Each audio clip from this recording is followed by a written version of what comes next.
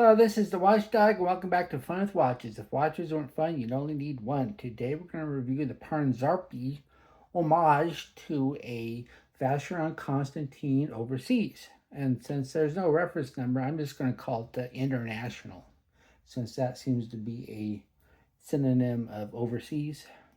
Let's start with the wrist check. I'm wearing this Welly Merck 166AM. Welly Merck reached out to me and said that they're changing their name to WM Watch. And that's well and great, but this watch still says Welly Merck on it. So when I review it, I'm going to still call it a Welly Merck. And Greg was wearing my Militato ML08. Grogu asked Anakin Skywalker's Force Ghost how he ever came up with 3PO's rather unique personality. Anakin said he based it on the writings and recordings of a very infamous Sith Lord named Darth Tedious. Okay, let's get the watch open. It comes in this box that looks very similar to a Pagani design box, except for it's not blue, of course. And here is the watch. It's a nice looking watch. I've been very happy with it, very pleased with it.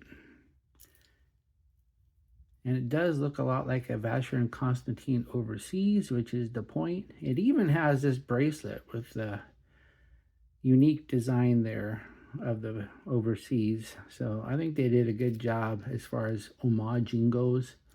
Even the clasp kind of has that design when it gets pressed together. This is the third Parnsrpe on my channel. Parnsrpe seems to be in the same league as Pagani Design and Cadison, offering solid steel watches with sapphire crystals and Japanese movements for well under $100. This Parnsrpe is an homage to a Vacheron Constantin overseas, which is their version of the integrated bracelet sports watch. Unlike most overseas homages, this one does a pretty good job of replicating the unique bracelet design. When I think of Vacheron Constantin, I think of the three tenors who are made up of Pavarotti, Domingo, and the other guy. When it comes to the big three, Vacheron Constantin is the other guy. This watch comes with 3 colorways. If you don't like the blue that I chose, there's also black or white. Obviously, the bracelet is the only option, because why would you buy this without the bracelet? The watch is 40.9 millimeters if you measure at the bezel. 48.4 millimeters long, because it's not really a lug-to-lug.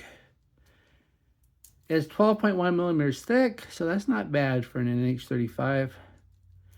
Lug width does not apply, but 24 millimeters where the bracelet meets the case. And it tapers down to 20 at the clasp.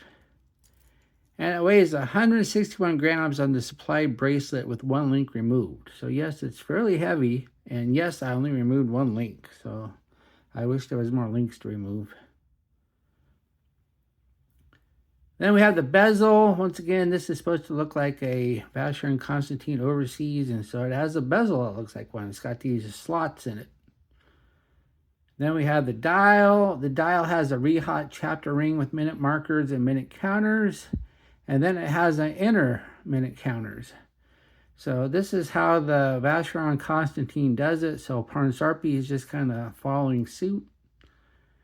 And then it says Parnsrpe up top, and I'm assuming that's the way you pronounce it. That's how I've been pronouncing it ever since, and nobody's, I guess, has really corrected me from Parnsrpe. So if they ever come contact me and say, hey, you've been pronouncing our name all wrong, then I'll correct myself. Then it says automatic on the bottom, no mention of water resistance, and I think you get 50. I guess I forgot to look. Just a minute. All right, I just looked it up on the AliExpress ad. It says 100.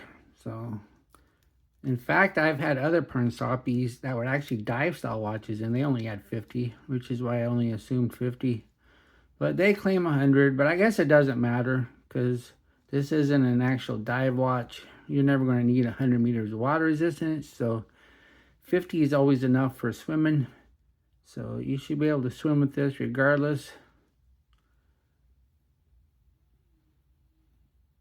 And then we have the dial. The dial is blue with a nice, it's a nice deep blue. It has a good sunburst effect. I like the dial. And then we have the indices. The major indices look like trapezoids. And then the minor indices look like batons. And they are lumed. You'll see a lume test later. And then we have a data to 3 with no cyclops. And then we have the fence post minute and hour hand. And then we have a second hand with no lollipop and no lume. Then we have an unsigned push-pull crown. Once again, they claim 100 meters water resistance. Take that with a grain of salt. And then we have a flat sapphire crystal, and I tested it just in case. And it passed with flying colors. And then we have the case. The case is nice. They did a good job with it. And even though there's only a little bit of bracelet inside the case, it stays nice and sturdy. It doesn't wobble or anything. So they did a good job there. Case is fairly thin. And it's polished on the sides, brushed on the tops. Has a nice finish to it. And then we have the case back. The case back is a display case back. I'm having trouble focusing there. A display case back, and there's no writing on it, and it's a screw down. Underneath the case back is the NH35 movement. This is a 24 joule 3 hertz movement that hand winds, hacks, and has a bidirectional rotor and about 40 hours of power reserve. And they're usually fairly accurate right off the shelf, but we'll go ahead and put it on the timegrapher and see how we're doing. Here is the watch on the timegrapher. As you can see, it's running a little bit slow, -5 seconds, -7 seconds, but not horribly slow. There's a -2 in there. I have the lift angle set to 53 degrees, and still the amplitude's a little low, but there's hardly any beat error. And it's too bad it's running slow though, because this is a hacking movement. And the disadvantage of running slow is the fact that when time drifts enough and you need to set the watch, you have to actually move the hands. Where a fast movement, you can just hack it and wait for time to catch up. But still, those are some pretty good numbers there. I'm happy with it.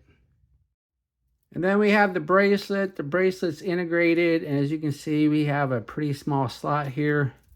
But there are push pins, so you can remove the bracelet. And I cannot confirm whether or not a aftermarket Vacheron Constantin strap or bracelet would fit this or not. And I do not own one to try it. And I don't review enough Vacheron Constantin's homages to order one. So you'll just have to take your chances if you don't like the bracelet. But I do like the bracelet. It's solid steel, and it has this unique design here. Well, unique to Vacheron Constantin. Yes, this is an homage watch. And we do have push pins, not screw pins. I'm perfectly happy with push pins. And we do have a butterfly clasp. But there are no half links. So these links aren't huge, but they're not tiny either. So hopefully you can get a good fit. But this is a heavy watch, over 160 grams. But the thing is, if they would have included half links, it really would have ruined the look of the clasp, because it looks really cool the way they come together and makes kind of like that X or cross. So, and the half links would have totally ruined the look of that. So maybe I'm happy there are no half links. And fortunately, I was able to get a good fit on it. But I only removed one link though. So if your wrist is bigger than 7 3/4,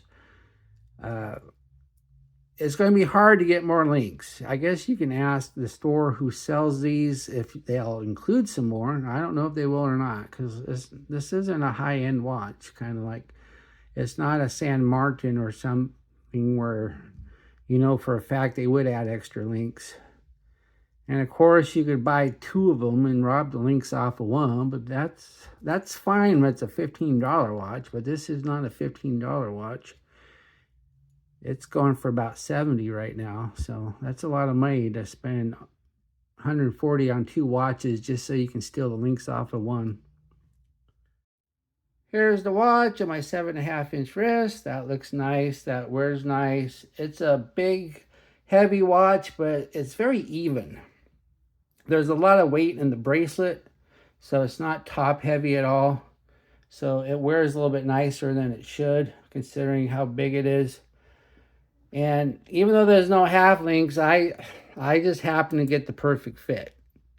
So, but your mileage may vary, and I only removed one link once again. So if your wrist is much bigger than mine, you're not going to be able to wear this. Here we are in the Lume room. Just wearing the watch gave me no expectation of anything great. Let's see what we have. As we speed up the time, the Lume starts out decent enough, but unfortunately there isn't much legs and everything is fading fairly fast. At least the hands are keeping up with the major indices, which isn't always the case with these AliExpress watches, but pretty disappointing Lume. What I like about this watch? Well, it looks and wears nice. They really nailed the look of a Vacheron Constantin overseas with the bracelet. And I like this deep blue dial. What are my gripes and groans? The bracelet's too short. I only removed one link. And since it has a butterfly clasp, you might not get the perfect fit. And the Lume's not very good.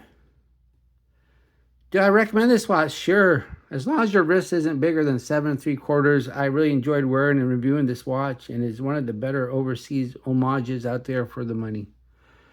Well, thank you for watching my review of the Parnsrpe International, and I'll be back with another review. Be sure to like and subscribe to my channel. And actually, tomorrow you get to see the Members' Choice review because it's been a week. If you like this watch, be sure to use my affiliate link and I'll get a small commission. Apparently, I did something wrong and AliExpress put me in commission timeout or something. I don't know. Maybe it's when sometimes people ask me to leave a link and I put the link in the comments, so maybe that's not kosher. So I'll quit doing that. Bye.